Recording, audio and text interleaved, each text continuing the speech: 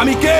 আমি একজন গর্বিত সৈনিক। আমি অজেয়কে জয় করব। আমার কাছে পরাজয়ের কোনো স্থান নাই। সবাই যেখানে থমকে দাঁড়ায় আমি সেখান থেকেই শুরু করি। আমি সব সময় আমার দেশ, পিতামাতা, আমার সহযোদ্ধা এবং প্রশিক্ষকদের কথা মনে করে আমার দুর্বলতাকে সাহসে পরিণত করব। কঠোর পরিশ্রমে আমি মানসিকভাবে সুদৃঢ়, শারীরিকভাবে দুর্বল। আমি কে? আমি একজন গর্বিত সৈনিক। কেউ আমার অস্তিত্বকে খাটো করে দেখতে পারবে না। কেউ আমার সক্ষমতাকে কোনো সীমা দিয়ে আবদ্ধ করতে পারবে না। আমার দৃঢ় আত্মবিশ্বাসী আমাকে এগিয়ে নিয়ে যাবে অসম্ভবকে সম্ভব করার পথে। পরাজয় বা পিছু হটা এসব শব্দ আমার অভিধানে নেই। ব্যর্থতা, ভুল করার সংজ্ঞা আমি জানি না। আমার হৃদয়ে দুর্বলতার কোনো স্থান নেই। আমি কে? আমি একজন গর্বিত সৈনিক। আমার সাথে আমার সহযোদ্ধারা আছে। ঘাম, রক্ত আর অশ্রু বিসর্জন দিয়ে জীবন বাজি রেখে তারা আমার পাশে থাকবে। আমি কখনোই তাদের শত্রুর সামনে মাথা নিচু হতে দেব না। আমি হাসি মুখে যুদ্ধক্ষেত্রে ঝাঁপিয়ে পড়বো। যুদ্ধক্ষেত্রে আমার উপস্থিতি হবে আক্রমণাত্মক এবং হিংস্র।